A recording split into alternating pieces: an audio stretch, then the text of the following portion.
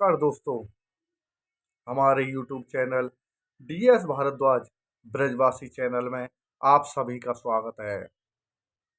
आज हम आपको बताने जा रहे हैं पौष मास के कृष्ण पक्ष के एकादशी का एकादशी के बारे में। जो पौष मास के कृष्ण पक्ष की एकादशी जो पड़ती है उस एकादशी का नाम सफला एकादशी है। सफल सभी कार्यों को सफल बनाने वाली है, वह सफला एकादशी कही गई है। तो दोस्तों, आज हम सफला एकादशी के बारे में बता रहे हैं। तो यह एकादशी 7 जनवरी 2024 को दिन रविवार के दिन यह सफला एकादशी आपकी इस बार पड़ रही है। तो दोस्तों, इससे पहले हम आपको बताएं, हमारे इस YouTube चैनल DS भारद्वाज ब्रजवासी चैनल को सब्सक्राइब करें और बेल आइकन दबाना ना भूलें। अगर वीडियो पसंद आती है तो दोस्तों में लाइक और शेयर अवश्य करें। तो दोस्तों, आज हम आपको बता रहे हैं सफला एकादशी की कथा सुनने के लिए तैयार हो जाए सफला एकादशी की कथा के बारे में। तो मोक्ष एकादशी की व्रत कथा को सुनकर अर्जुन ने प्रसन्न होते हुए कहा कि हे कमलनयन, मोक्ष एकादशी की व्रत कथा सुनकर मैं धन्य हो गया। हे मधुसूदन, अब आप पौष मास के कृष्ण पक्ष की एकादशी की महिमा के बारे में भी बताइए, कि एकादशी की महिमा के बारे में भी बताने की कृपा करें। उस एकादशी का क्या नाम है? उस दिन किस देवता की पूजा की जाती है, किस देवता की पूजा होती है और उसके व्रत का विधान क्या है? मुझ पर कृपा करते हुए यह सब आप मुझे विस्तार पूर्वक बताइए। अर्जुन की जिज्ञासा सुन श्री कृष्ण भगवान ने कहा, हे कुंती पुत्र, तुम्हारे प्रेम के कारण मैं तुम्हें तुम्हारे प्रश्नों का उत्तर विस्तार सहित उत्तर देता हूँ। अब तुम इस एकादशी व्रत के महत्तम को सुनिए। जो सफला एकादशी के महत्तम है उसके बारे में सुनिए।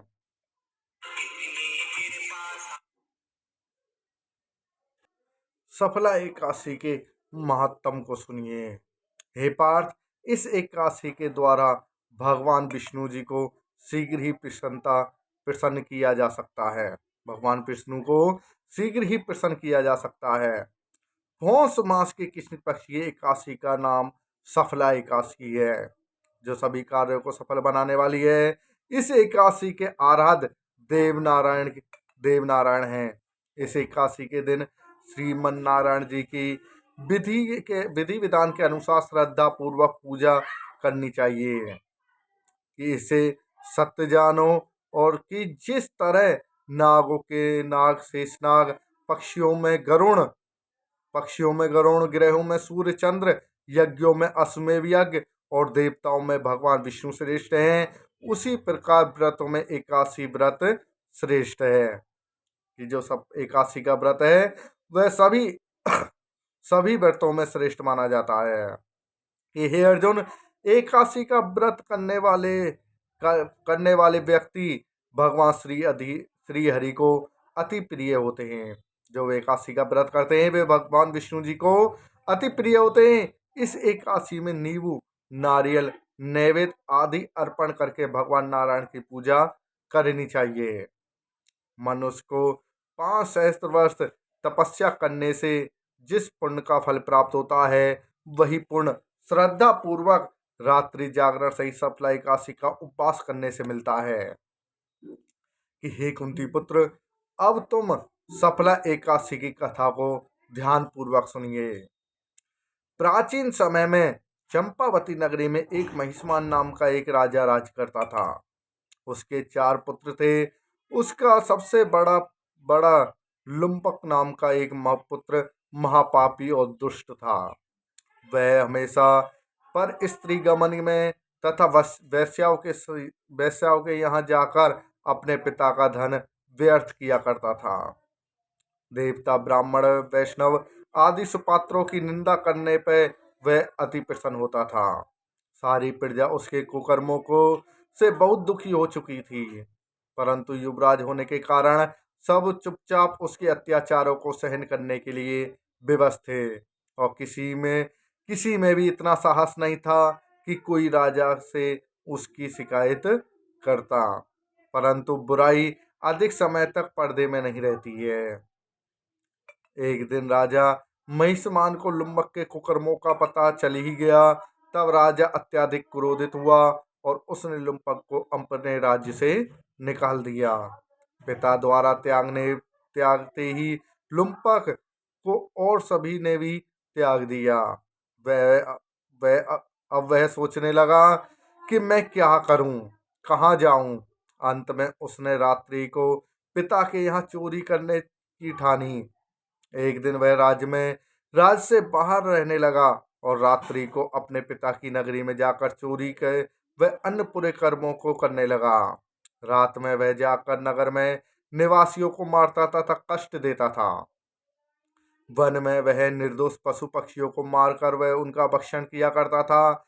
किसी किसी रात वह जब नगर में चोरी आदि करते पकड़ा भी जाता तो राजा के डर से उसे पहरेदारों से छोड़ देते। कहते कि कभी कभी अनजाने में भी प्राणी ईश्वर की कृपा का पात्र बन जाता है। कि कहते हैं अनजाने में भी मनुष्य भगवान की कृपा का पात्र बन जाता है। ऐसा ही कुछ लुप्पक के साथ भी हुआ।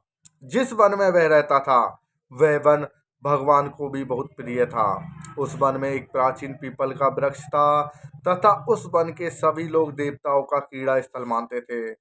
वन में उसी पीपल के वृक्ष के नीचे महापापी लुप्पक रहता था। उस दिन बाद पौष मास के कृष्ण पक्ष की दसवीं के दिन वस्त्रहीन होने के कारण लुम्पक तेज ठंड से मूर्छित हो गया।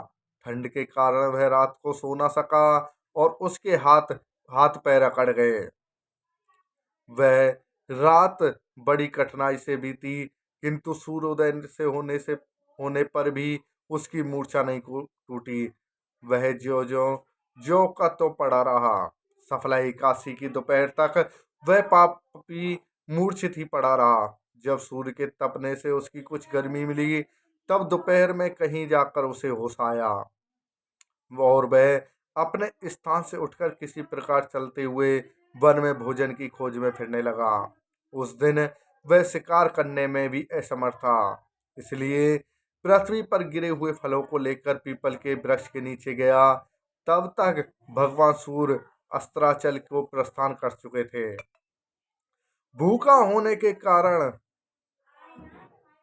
भूखा होने के बाद भी वह उन फलों को खा ना सका, क्योंकि कहाँ तो वह नित्य जीवों को मारकर उनका मांस खाता था और कहाँ फल खाना तनिक भी अच्छा नहीं लगा।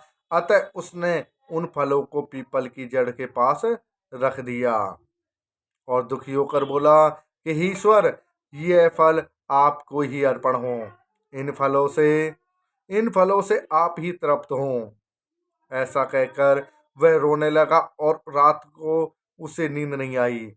वह सारी रात रोता रहा। इसी प्रकार उस पापी ने अनजाने में एकादशी का उपवास हो गया। सफला एकादशी का जो उपवास है वह अनजाने में हो गया। उस महापापी के इस उपवास तथा रात्रि जागरण से भगवान श्री हरि अत्यंत प्रसन्न हुए और उसके सभी पाप नष्ट हो गए। सुबह होते ही एक दिव्य रथ अनेक सुंदर वस्तुओं से सजा हुआ आया और उसके सामने खड़ा हो गया। उसी समय आकाशवाणी हुई, हे युवराज, भगवान नारायण के प्रभाव से तेरे सभी पाप नष्ट हो गए हैं। अब तू अपने पिता के पास जाकर राज प्राप्त कर। जब यह आकाशवाणी लुम्पक ने सुनी तो वह अत्यंत प्रसन्न होते हुए बोला कि हे प्रभु, आपकी जय हो। ऐसा कहकर उसने सुंदर वस्त्र धारण किए और फिर अपने पिता के पास चला गया। पिता के पास पहुंचकर उसने सारी कथा पिता को सुनाई।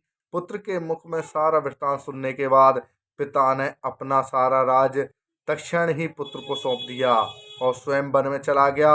अब लुम्पक शास्त्रानुसार राज करने लगा। उसकी स्त्री पुत्र आदि भी श्री विष्णु भगवान के परम भक्त बन गए।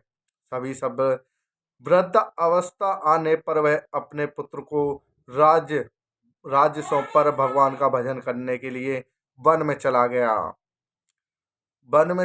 और अंत में परम पद को प्राप्त हुआ। हे पार्थ, जो मनुष्य श्रद्धा व भक्ति पूर्वक इस सफला एकादशी का उपवास करते हैं, व्रत करते हैं, उनके सभी पाप नष्ट हो जाते हैं और अंत में मुक्ति धाम, मोक्ष, वैकुंठ लोक को प्राप्ति होती है। हे अर्जुन, जो मनुष्य इस सफला एकादशी के महात्म को नहीं समझते, उन्हें पूंछ और सींगों से भीन पशु ही समझना चाहिए। सफला एकादशी के महात्म को पढ़ने से पढ़ने अथवा श्रवण करने से प्राणी को राजसूय यज्ञ के समान फल मिलता है। बोलिए श्री विष्णु भगवान की जय।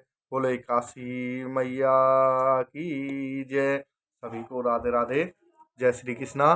तो आज हमने बताए पौष मास के कृष्ण पक्ष की एकादशी का सफला एकादशी के बारे में, इसके महत्व और इसकी आपको कथा सुनाई।